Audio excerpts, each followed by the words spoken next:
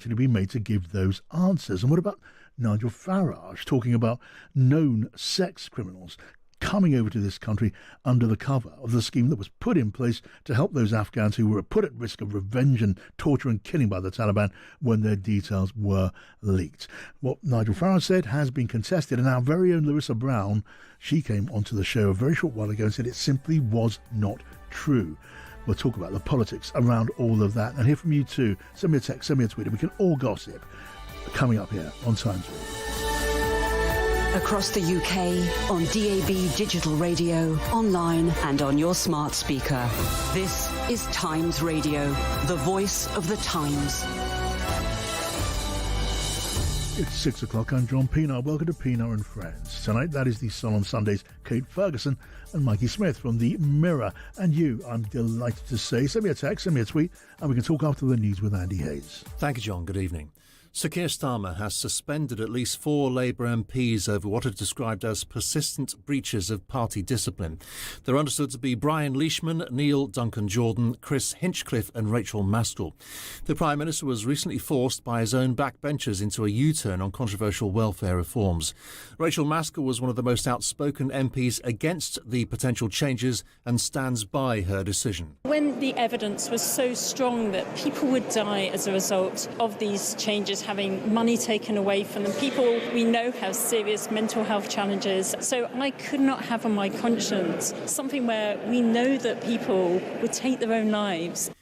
A report has found the anti-terror programme Prevent is failing to spot dangerous young men who are obsessed with mass violence but who may not be linked to one particular group. Lord Anderson, who led the review, says some radicalised teenagers don't have a dominant ideology. He's told Times Radio the Southport killer, Axel Rudakabana, fits that mould. He was not a person with a firm ideology. He was a person with a great interest in extreme violence and some tendency to be violent himself. But there are plenty of others. You know, we've had a tube bomber who's not been prosecuted as a terrorist. We had the guy outside Liverpool Women's Hospital, blew himself up with a bomb. Obviously never went on trial, but the police thought his motive was to do with the asylum system, which had turned him down. Inflation has increased to a near 18-month high. It rose to 3.6% in June, up from 3.4% in May. The Office for National Statistics says it was partly driven by a spike in fuel prices. But Tory leader Kemi Badenoch blames Sir Keir Starmer's handling of the economy. Inflation is up again, the worst in the G7. We left him with 2% inflation. We have borrowing up, unemployment up, taxes are up under his government. A 25-year-old man's been jailed for more than 13 years after he killed a mother and her daughter while racing another car through traffic lights. Mohammed Ibrahim reached 84 miles an hour in a 30 zone in the Shard End area of Birmingham on Boxing Day 2023. He hit an MG carrying 4 generations of the same family. The judge at Birmingham Crown Court said a passer-by, Stuart Bates, helped passengers escape from the burning car and may have saved 3 lives. Asda has been fined £640,000 for selling out-of-date food. 115 expired items were found during visits to 2 stores in Cardiff last year. Some were more than 2 weeks out of date. Asda says it accepts the findings. And the Queen is being made a Vice Admiral in recognition of her support of the Royal Navy. The honorary role dates back to the mid-16th century. At an event in London, Camilla joked about not wanting to serve on a submarine.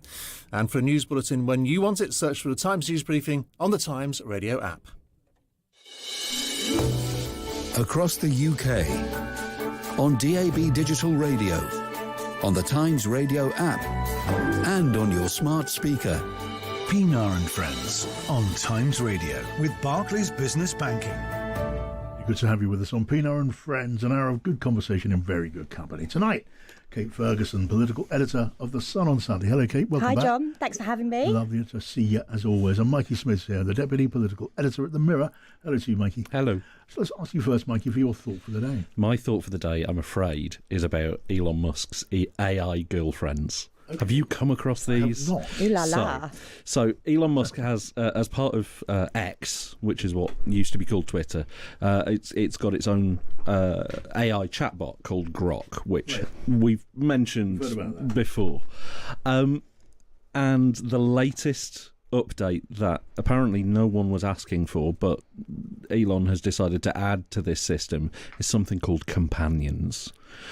And it started with 2. There's one, which is a very rude red panda called Rudy. And the other one, I've forgotten the name of, but is a very glamorous lady, sort of anime character with very skimpy clothes. And you can have a conversation with these characters and they will talk back to you. Right. And you can do this for as long as you like, and you can take it as deeply as you wish to. He has effectively created AI girlfriends for all of his users. Now, I have 2 thoughts about this.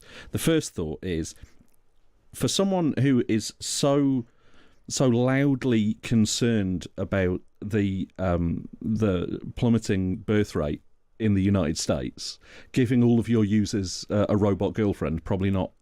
It's a weird. It's a weird choice. Yeah. You can't bonk a bot. Secondly, walking headline, mate. Absolutely, I can bow down. I can't compete. So the second thought I had is that if you remember back to all of last week, Grok went completely off the rails and started referring to itself as Mecha Hitler.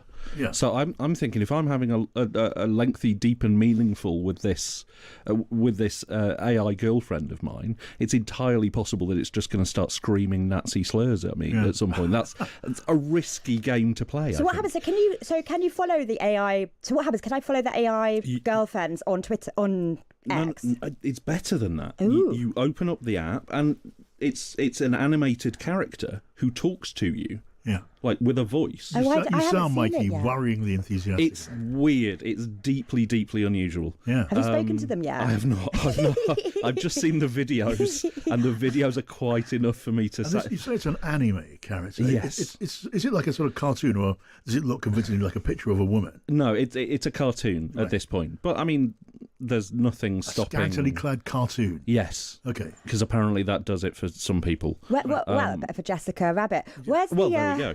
Where's the AI boyfriend? The AI boyfriend, genuinely coming soon. They've released the look. They're trying to work out what he's going to be called.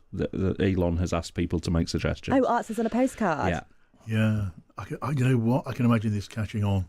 Lots of sort of lonely guys in attics. This might be engrossed with their AI Grok girlfriend. This might be how humanity ends. This might be it. Oh my gosh, this is very bad news. Remember, listeners, there's got to be a plus. Is there a plus side to this? Well, Anyway. maybe it teaches boys how to speak to girls. I work in the lobby, and there are lots of boys there that don't know how to speak to girls, and so maybe this will teach them.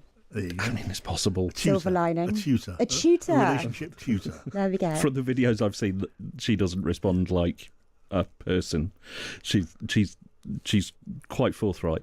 Are they pornographic? They can be. Oh my god! Right. Okay. We're in danger of advertising this. Beware. Just take a deep breath before you click on anything. Is what I would say.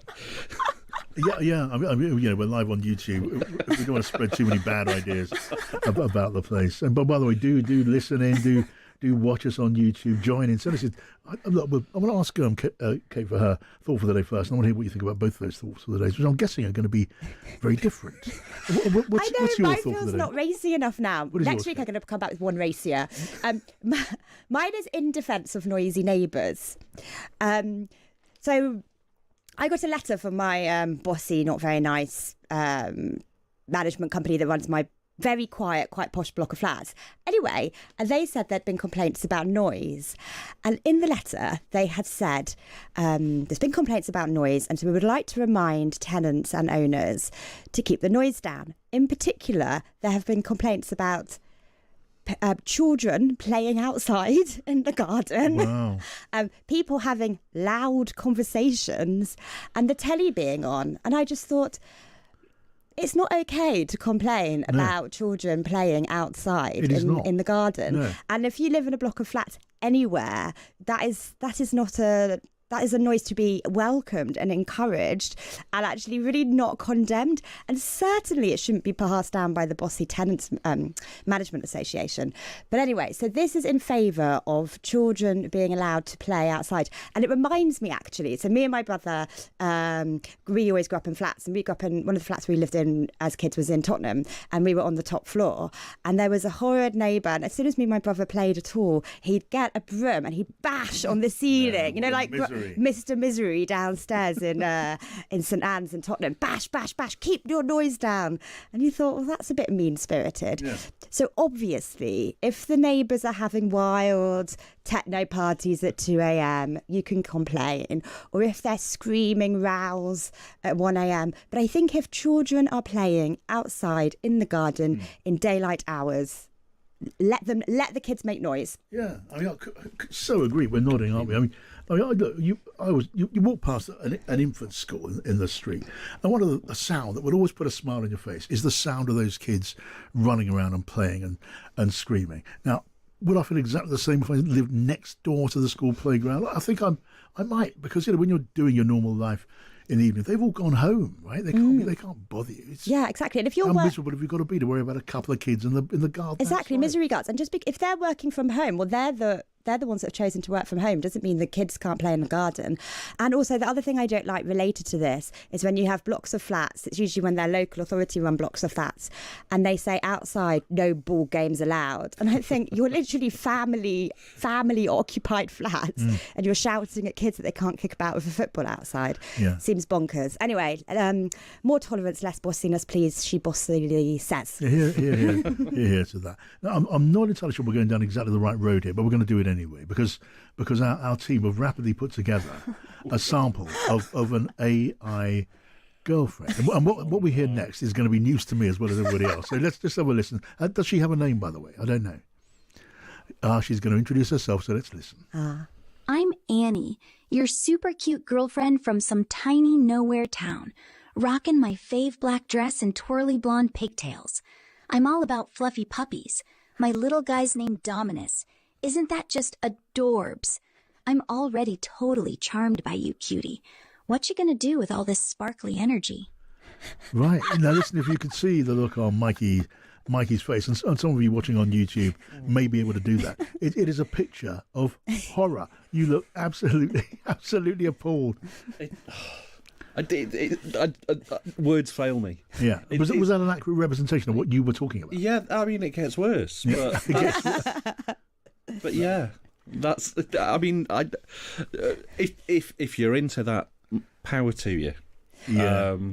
But I think the feminist movement was just the women's movement just dragged back 100 years in kind of one sentence there. Yeah. Twirly pigtails and sparkly aura.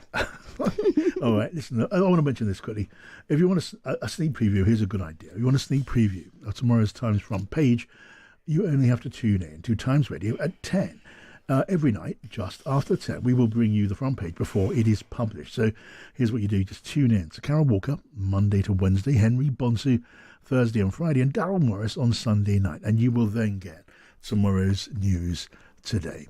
More from Kate and Mikey, and hopefully from you. I mean, whether it is about AI girlfriends, whatever is it about misery guts neighbours, whatever it is about, maybe some serious matters we're going to be talking about in a moment.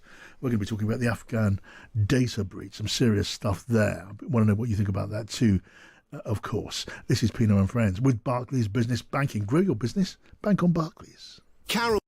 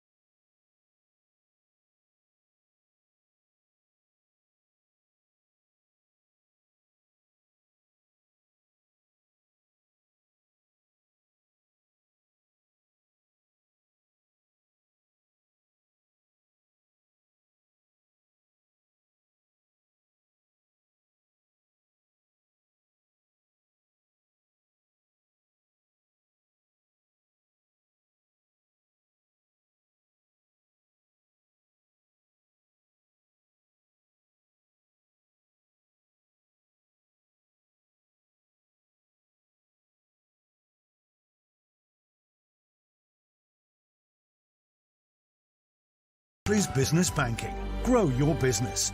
Bank on Barclays. I'm John Pienaar, and here with me on Pienaar and Friends, Kate Ferguson from The Sun on Sunday and Mikey Smith from the Mirror. So let's look at the argument that has been played out. It's ravelled and unravelled, I think, in the space of, the last hour or so. We remember Nigel Farage yesterday when the Afghan data breach story broke. This was what Nigel Farage had to say very soon after that moment. Amongst the number that have come are convicted sex offenders. I am not, I promise you, making any of this up. And the total cost of the operation has been a staggering £7 billion. Of those that came, none of them were included in the immigration figures. There has been a total veil of secrecy put upon this by the last Conservative government and frankly carried on until now by the current Labour government. The numbers are off the charts. The cost is beyond comprehension. And the threat to women walking the streets of this country, frankly, is incalculable. Now, that was pretty sensational stuff. It was pretty alarming. And John Healey, the Defence Secretary, was on Breakfast on Times Radio earlier on today. He had this rebuttal. Look, if he's got hard evidence of individuals that pose a risk, he needs to report that information to the police. What I can say is that, like the last government, this government over the last year, in bringing anyone into this country under any of the Afghanistan schemes that we inherited when we came into government, we run careful security checks. We run security checks about the backgrounds of those individuals, and where they pose those sorts of threats, they're prevented from coming and denied access to Britain. So there's the Defence Secretary saying, look, there are systems in place to make sure criminals, including rapists and sex offenders, do not use a channel like the route for Afghans at threat from the Taliban to get to this country. What we were looking for was some evidence, hard evidence, to back that up. And so I put this whole thing, just a very short while ago, to Times Defence editor Larissa Brown. And this is what she had to say. Well, I've seen the list. I've analysed the list. And I discovered that there was one individual in the list of tens of thousands that had been dismissed as a result of a sex offence. And I put this to the Ministry of Defence today, and they said that that individual is not in Britain. Does that mean that the claims by Nigel Farage are not true? I mean, to me, that's pretty clear. That's pretty clear to me. That was a pretty clear answer from Larissa Brown.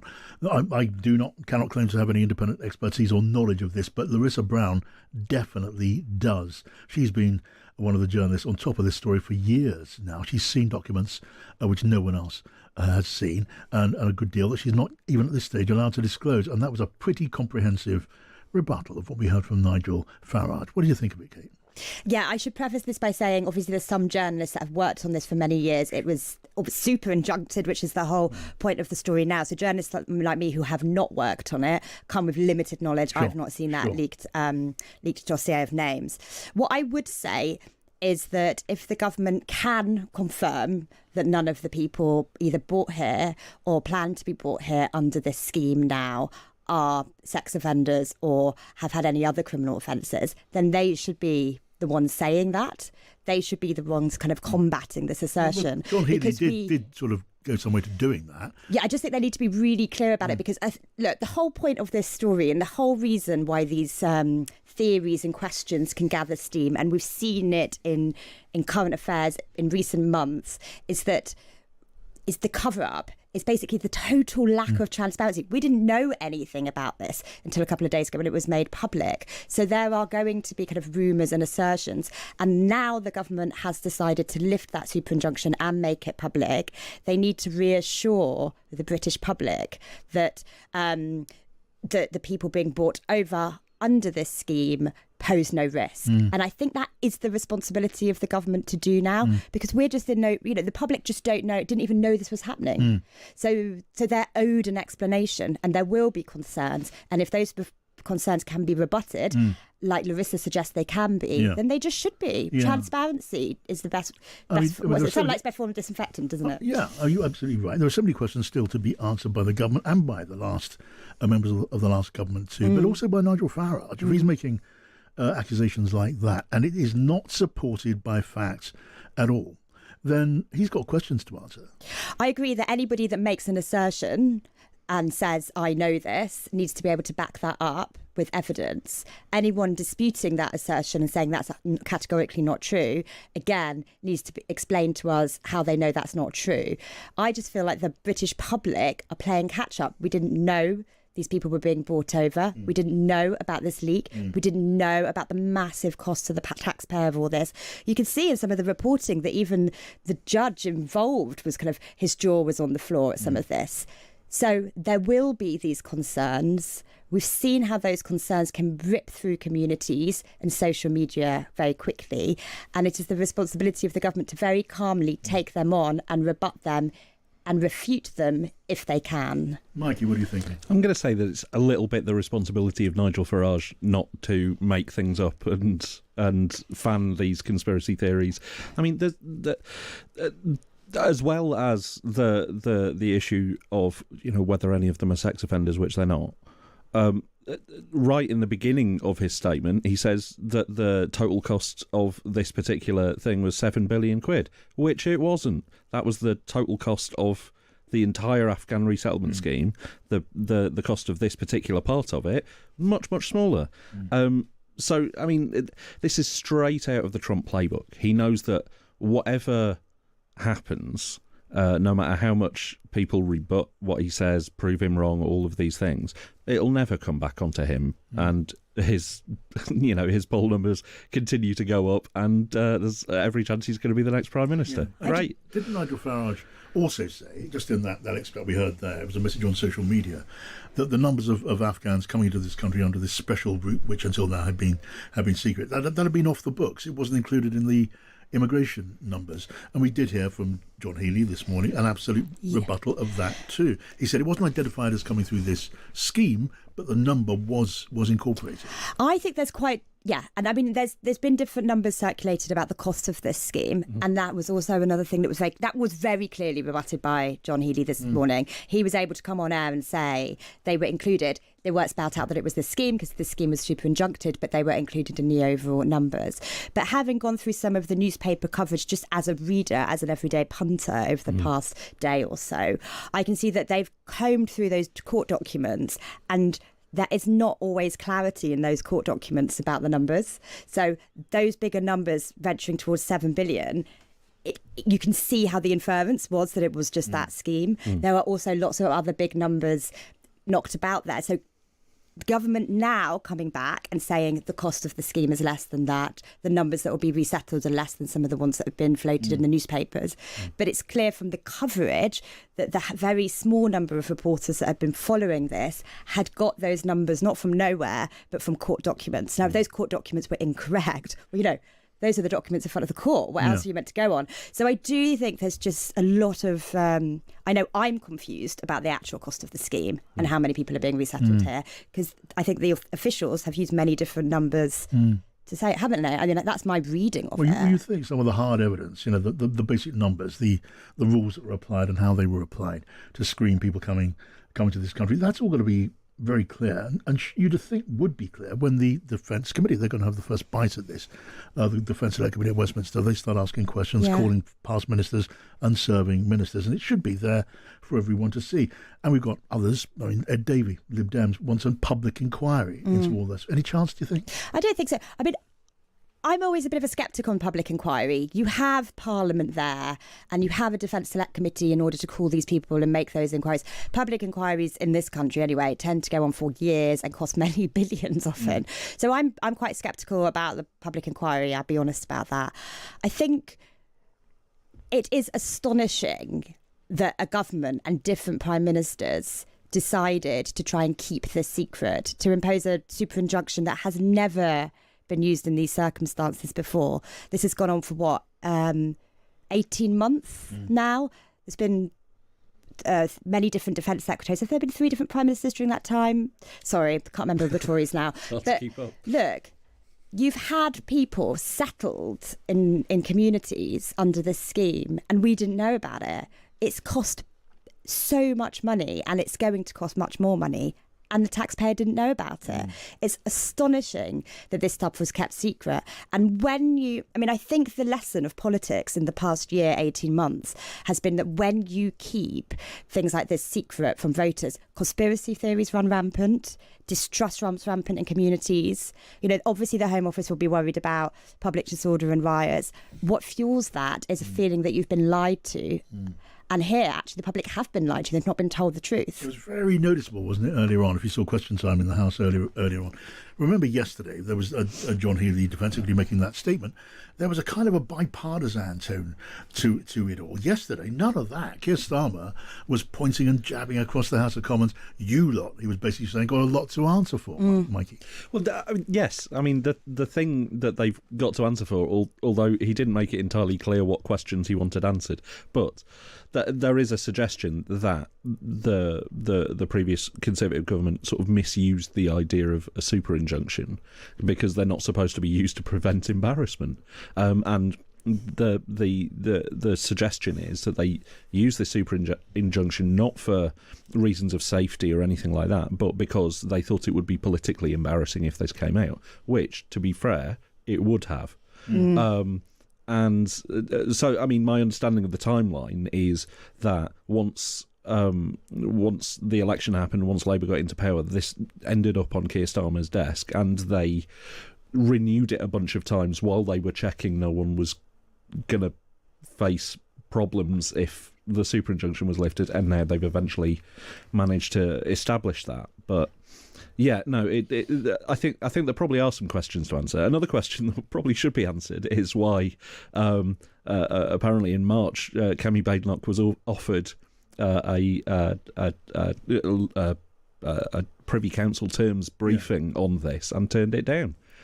Yeah. I mean, but I think about did this injunction get imposed because politicians were effectively embarrassed? I think is a really crucial point, because something else we've learned in the reporting is that a lot of these people weren't contacted by our government or MOD to warn them.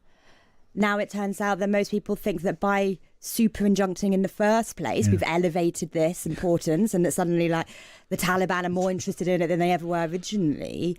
Sounds like the whole thing's massively backfired. I mean, things can be hugely politically embarrassing. Governments can cock up, lives can be put at risk. You have to come clean. You can't just chuck a judge and super injunction on it. And I'm unclear why the courts agreed to it. Yeah, no, that's... that is very murky still to me. They seem to both be critical of it, yet have agreed to it. Yes. So I'm very unclear about that, not having sat in those hearings myself. Yeah, I think it is Ben Wallace's case that he was not looking for a super injunction. He was the Secretary of State in the chair when this started. He wanted an injunction. It was the judge on the bench who decided this should be a super injunction. But then it came up again and again, and on each occasion it was open to the government to say, look, we can stop this super injunction, maybe go to a lesser injunction or remove it altogether, and they did not do that. Yeah, I think judges have often they've decided to rush to these things of super injunctions, which I don't even think existed more than 20, 25 years ago. These super injunctions is when you can't just say we can't do something because it's injuncted, the court has an order to stop us publishing something. It's that you can't even refer to the fact of it. We started hearing about it when it came to the protection of celebrities from embarrassing stories. Classic kind of footballers been playing away, as shall we say, and they get a super injunction out to protect, quote unquote, their family life, or their privacy. But what? The government's got one. The judge has suggested it, apparently, because they have mishandled people's data. It's just bizarre. And I think there's many lessons we should probably learn from this, but I really hope we learn that courts stop overreaching, and ministers are wary about what tools and what secrecy they ask the courts to impose, because there's a price to pay down the road for it in terms of trust and questions for everyone to answer. I mean, this government included. It was this Defence Secretary who decided that he was going to close this special route for Afghans to get to this country if they were deemed to be at risk. And the reason for deciding that was it was judged they were no longer at particular risk. Now, that was flatly contradicted when I spoke to Larissa Brown, and we hear this from time to time. There are people in Afghanistan who collaborated with British soldiers or British officials and are now in hiding, in fear of the Taliban. They do not seem to feel especially safe. I think the government would argue that they yes, may have been at risk. Afghanistan is a dangerous country. Particular targets for their collaboration. They weren't necessarily put at greater risk because of the release of this information. A lot of this information was already in the hands of the Taliban. Oh, that's another argument, that they knew all this stuff already. Yeah. But if they did not, of course, just their name would draw attention to, of course. To their position. But then, lifting a super injunction and it suddenly being in the newspapers has also brought it to the Taliban's attention, apparently. So, you can't win. It is quite a story, and it's got legs. It's still got legs. Okay, we're going to be talking after the news about America. I have in my hand a posting from President Trump in which, in my view, completely remarkably, he turns on many of his most enthusiastic supporters who are unhappy about the Epstein story, the Jeffrey Epstein story. They believe there has been a cover-up. One reason for that is so many of the big figures in the MAGA family have been telling them there's been a cover-up. Now the president's telling them there was no such cover-up, and his attorney general saying no, nothing to see here. They don't quite go with that, and now the president turns on them. You will find out in a moment, absolutely savagely.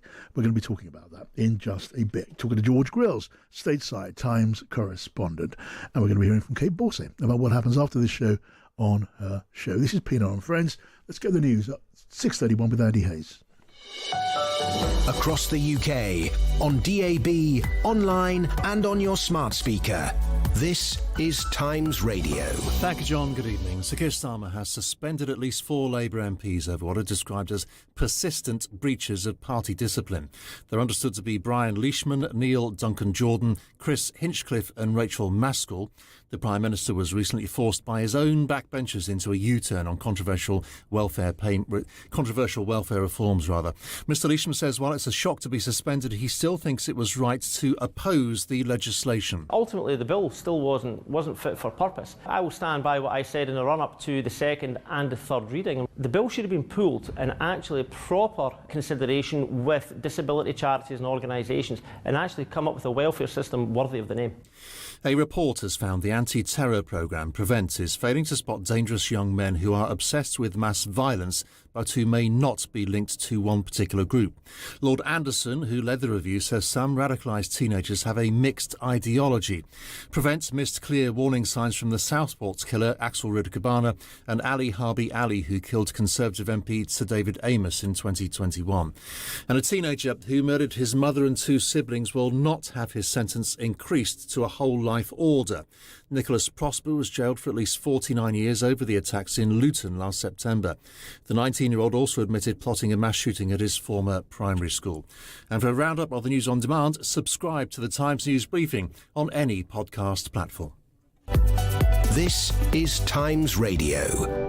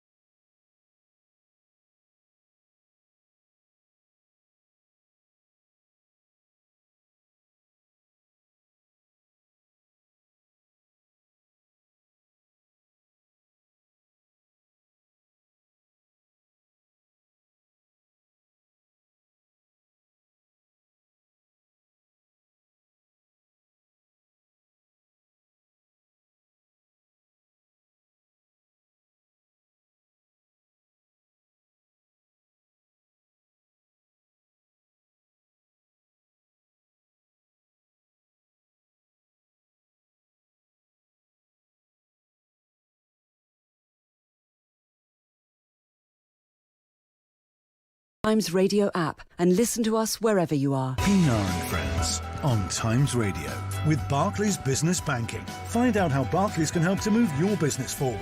Search Barclays Business. And here with me on Pienaar and Friends, Mikey Smith from the Mirror and Kate Ferguson from the Sun on Sunday. And here's Kate, who takes over at 7. Hi, Kate. Hi, John. We'll dig into more detail on those suspensions of Labour MPs. Are there any more on the way as Keir Starmer tries to, control the ship, I suppose, before recess? We'll speak to the Times' Aubrey Allegretti for the latest on that one. We'll also dig furthermore into the Afghan data leak. There are questions being raised today about The man in charge of Special Forces at the time of the leak in February 2022, General Sir Gwyn Jenkins, he was promoted in 2022, actually just after this incident, and then promoted again as head of the Royal Navy fairly recently. So an interesting story to tell there, and we'll be covering that from a few different angles this evening. For a bit of fun, John, I thought these might interest you. Thanet District Council is going to reinstate a ban on swearing in public. Apparently, seaside behaviour has become extraordinarily bad. Ramsgate, Margate, Westgate and Broadstairs are the areas identified where this antisocial behaviour, this slew of swearing, is causing upset to the locals.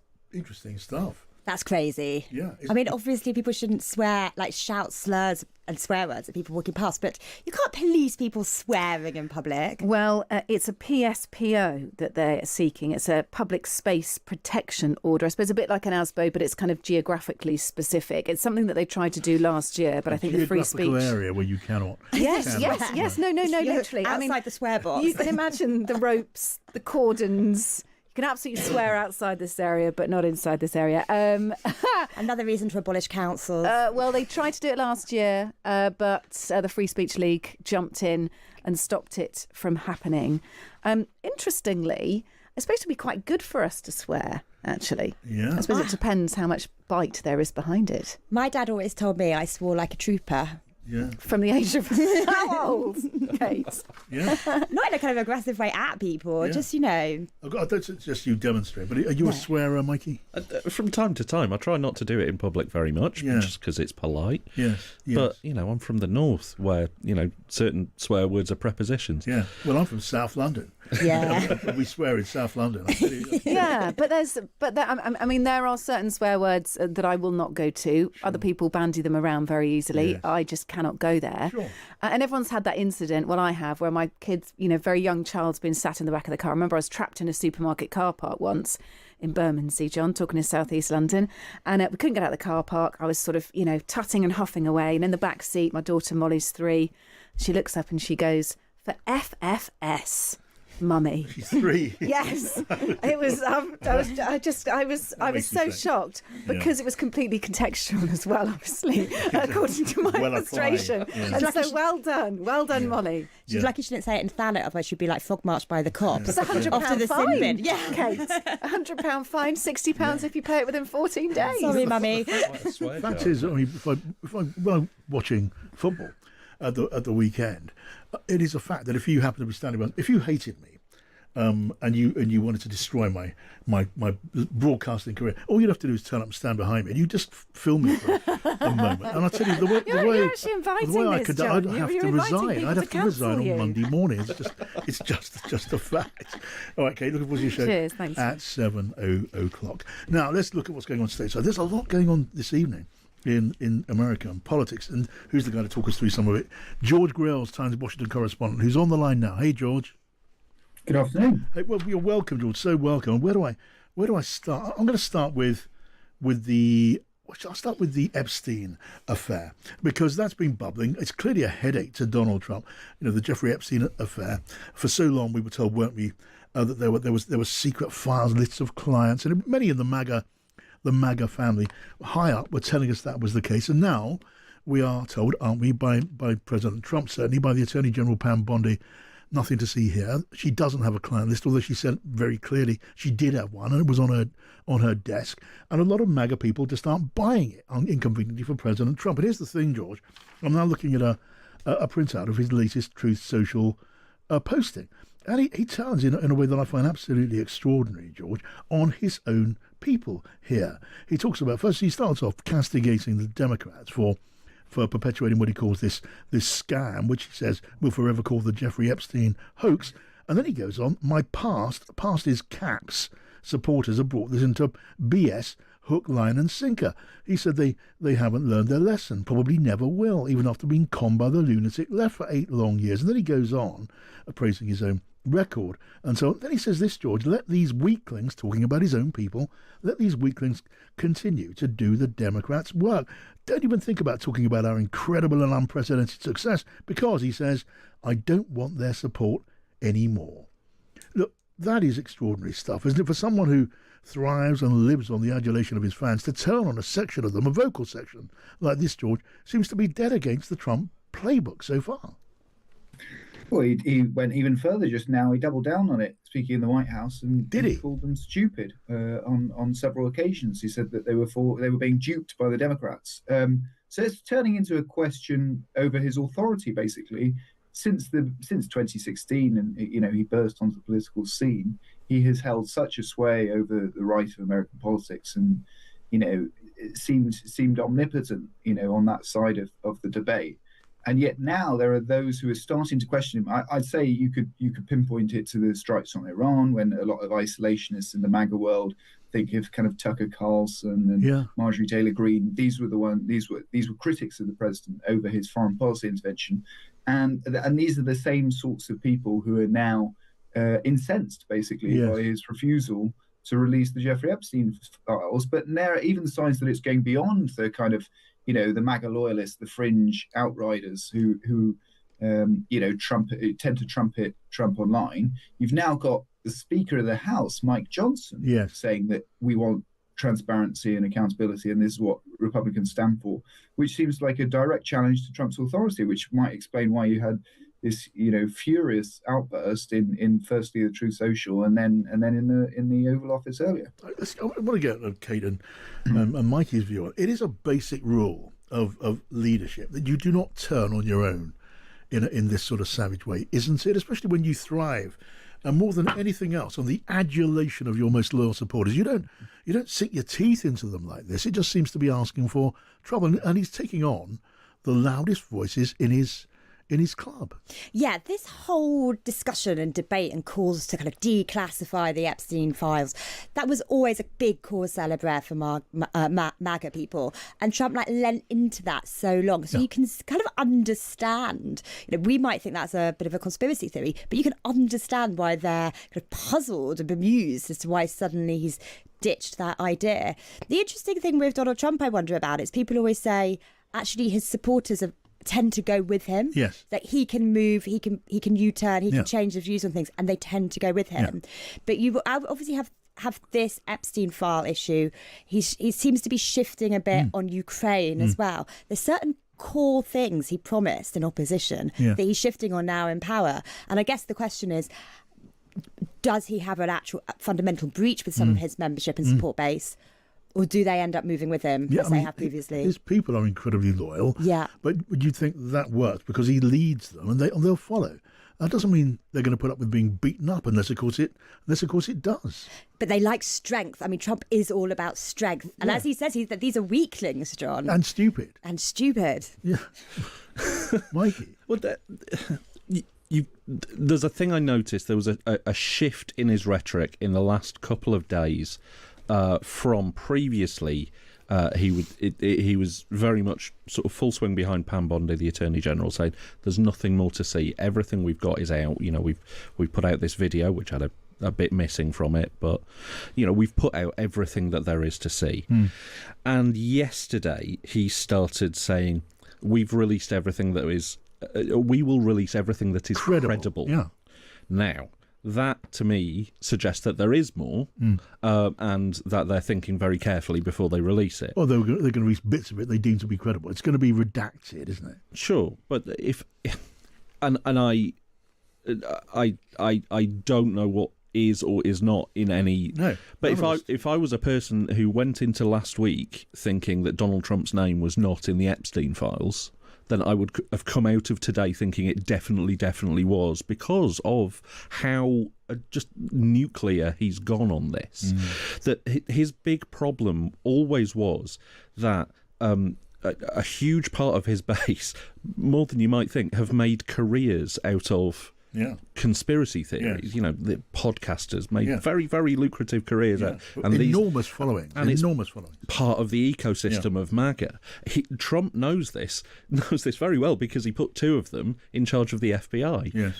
Kash Patel and Dan Bongino in charge. They were both podcasters. Did loads of stuff about Epstein over the years, and he must have known this was going to be a problem for him down the track, and it's getting a little hairy for him now. Because I mean, George, what's your take? I know maybe we can't know at this moment because we don't know, but how do you guess some of those cheerleaders, people like Tucker Carlson with multi-million followings and so on, and Laura Loomer, she's been right in the front of the Epstein row. How are they going to take to this?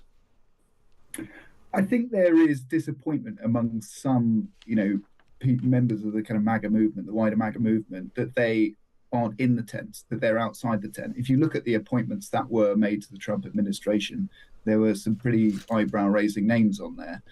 And for those who were not on the list, who didn't join Trump when he returned to the White House, there's a sense of feeling slightly excluded. Now, sometimes Trump has kind of benefited from this relationship, and Laura Loomer has sometimes worked as a kind of attack dog, a deniable attack dog that he can send off and not really have his fingerprints over as she pursues whatever enemy it may be.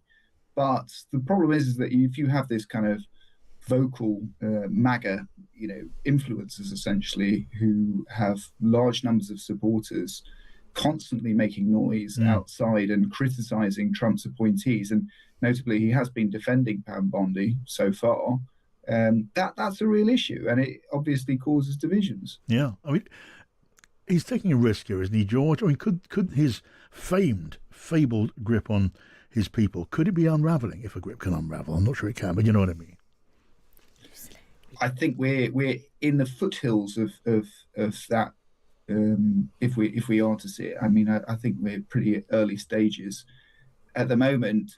I'd say today is the real moment where Trump has turned on Republicans in a way that it says to them, if you step out of line, you've crossed me, and people who cross me tend not to do very well. So I think this is the first time he's kind of put it in such explicit terms to people but when you have the Speaker of the House coming out and kind of pleading with him to U-turn and release the files, you can see why he acted as he did. Yeah, well, you can threaten political players. You can't threaten the average MAGA in the red cap in middle America. How do you threaten them? All you can do is keep them or lose them.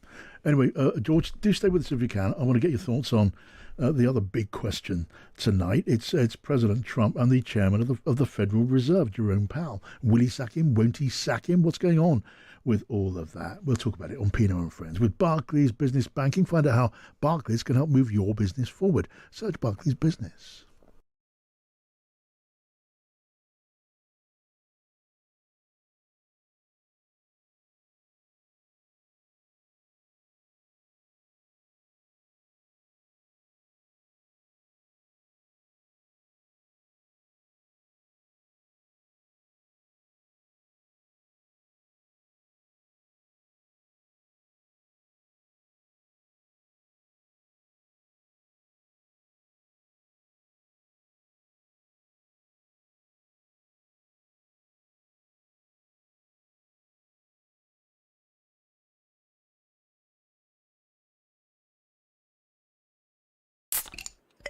Made.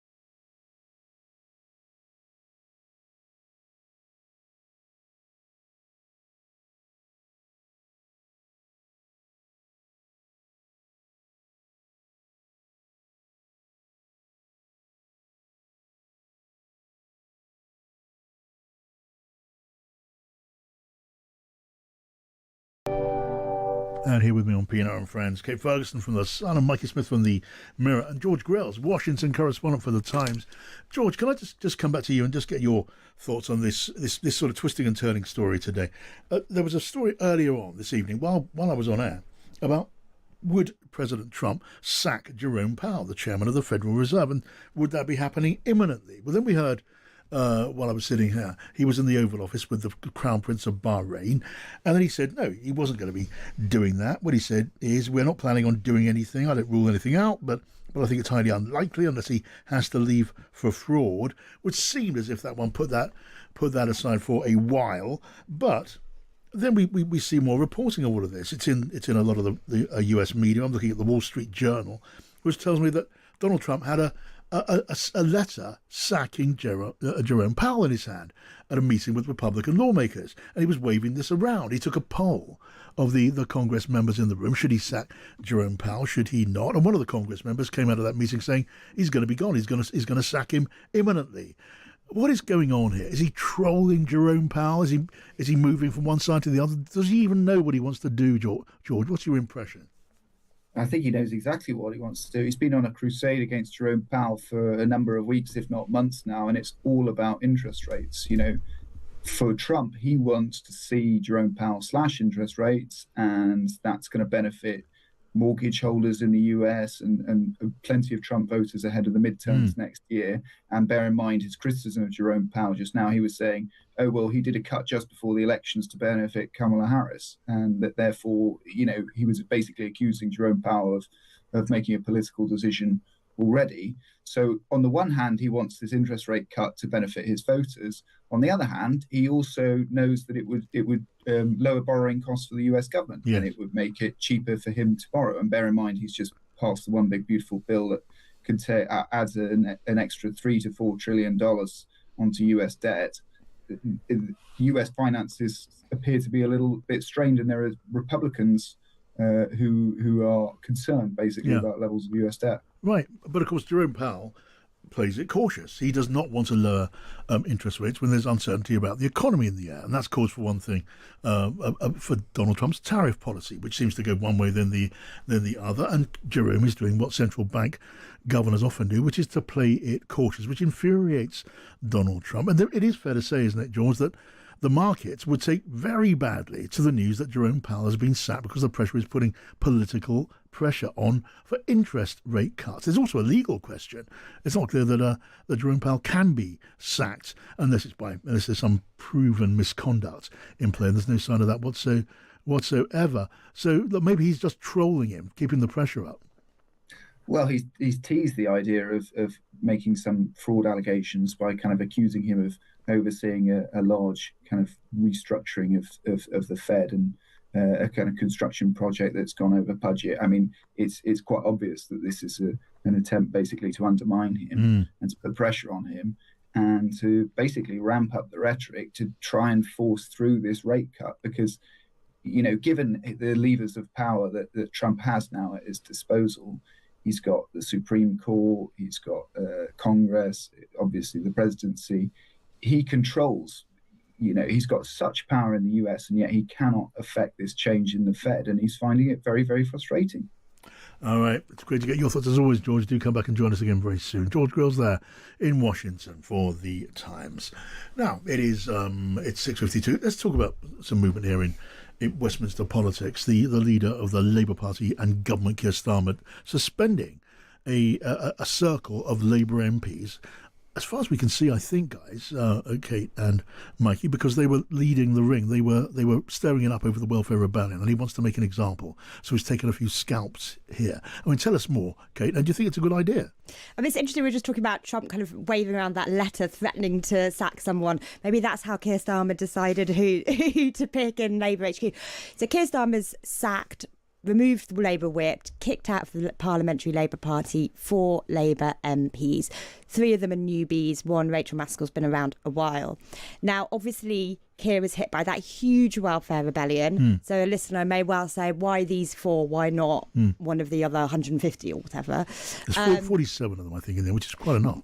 Sorry, they voted against in the end, but, led that actual rebellion that caused them to tear up their actual plan and U-turn. Now, these 4 MPs have been picked, as far as I've been told by senior Labour figures. It's because they're seen as serial offenders. So mischief makers who, yes, are leading rebellions time and again, not just on specific issues, ones that leak to the press a lot, ones that they feel like they've come into Parliament and they're basically kind of, I guess they're almost the enemy within. They're so oppositional. So that's why these four have been chosen. Big picture, this has been brewing for a few weeks. Lots of senior party insiders have been saying for a while now what Keir Starmer needs to do to stamp his authority back on the parliamentary party after that welfare rebellion is to make some examples, withdraw the whip, get rid of trade envoys for a few culprits. And then the other thing that is also mooted hand in hand in this is for later a ministerial reshuffle. It's been called a revenge reshuffle by some. This is an idea that you get rid of some of the probably lower ranking ministers who were seen as not particularly compliant, and bring in some of those newbies who have gone out, made the big arguments, often on hostile radio and TV channels, and have backed the Prime Minister in tricky times. So it's your classic, you reward your backers and you punish those who dare to defy you. The big question for Keir Starmer is, does this firm up his authority at the end of Parliament and as they go into summer recess? Or does it just wind up his MPs who are already kind of grumpy and mischief-making and don't like him very much, if we're honest? But certainly a lot of the loyalists I've spoken to today and this afternoon are happy he's done this, because you have to remember, politics, there needs to be something in it for the loyalists. They don't want to just see everybody bang the drum for their own causes and get all this airtime and all this FaceTime with the PM while they're loyally doing as number 10 ask and not getting any carrot. Mikey, what are you picking up from Labour MPs about all this? I think Kate's right. I think the carrot is important, particularly because, especially for a lot of the new intake, they are quite sort of listless. They don't feel like because there's so many of them, and and the likelihood of Labour keeping its massive majority in the next election is fairly slim. They don't know where they're going to go. They don't know what the future holds. So, making some room to bring some of those into the warm embrace of Keir is probably quite a good idea. There's only so many such spots, though, aren't there? There are, but at least if people think that the opportunity might be there in the future, because I think from speaking to a bunch of them, some of them were thinking that it might genuinely not be. As far as the stick is concerned, we look at this. I'll sanitise it for radio. It's a bit of a mess around and find out message from number 10. Whether you see that as a sign of strength, as Keir Starmer and those around him will really want him. Want you to, or whether you see it as a sign of weakness, because, for example, Tony Blair never had to do that. Is up to you. Sort of, the iron fist in this way. Some of these people, they're not serial rebels in the normal sense. Aren't they? No, but we're talking about 100 who were very unhappy and ready to rebel. It came down to about 47. And of those 47, you tell me if I'm wrong, these aren't all campaign group members. They're not part of the socialist group of MPs. Some of them were previously, you'd have thought, would have been inclined to be loyal. But among those who were not, in sort of full of doubts, otherwise loyal, now thinking twice about that. Some of those who were the hard cases, are they going to be drifting off to the Jeremy Corbyn end of things, following Zara Sultana? Well, it's interesting. Rachel Maskell, who's one of she'll be the best known Labour MP that's been suspended today. She's not one of the 2024 intake. And she led that kind of welfare rebellion and spoken out on a number of things. She was asked that plainly earlier, are you considering going off with Corbyn's new party? She said, absolutely not. I'm hoping to regain the whip one day. I think it's probably unlikely. The one thing that I'm just going to remark on the past few years in politics is that it's harder to maintain party discipline. And if you look at what's happened to the past few prime ministers, what's done for them all has been those kind of party civil wars and that inability to hold their parliamentary party together. So I note that in the 2019 election, the public, the voters, handed Boris Johnson quite a large majority and one that nobody was predicting, about an 80-seat majority. And what they were saying is, we want stuff done. We want the state to be reformed. We want Brexit to get done, was obviously one of the things. But we have given a big mandate to a governing party. Same with Labour. They've got a huge mandate and they need to be able to use it, I think, in order to get re-elected. And that's why Keir is trying to instill discipline. Yeah, in a word, do you think it's going to work for Keir Starmer the way that he hopes? Probably not. No. Kate? Worth the gamble. Things can only get worse, as the song very nearly said. Look, great to have you here. Thanks, Kate. Thanks, Mikey. Lovely to see you, and thank you for listening. Well, I'm going to be back tomorrow. Ollie Cole was our producer, and Angus Mitchell, our technical operator, was Isaac Marley. Coming up on Times Radio, Kate Borsay.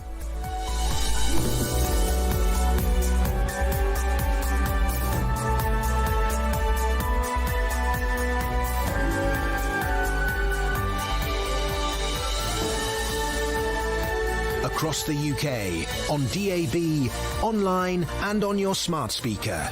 This is Times Radio, the voice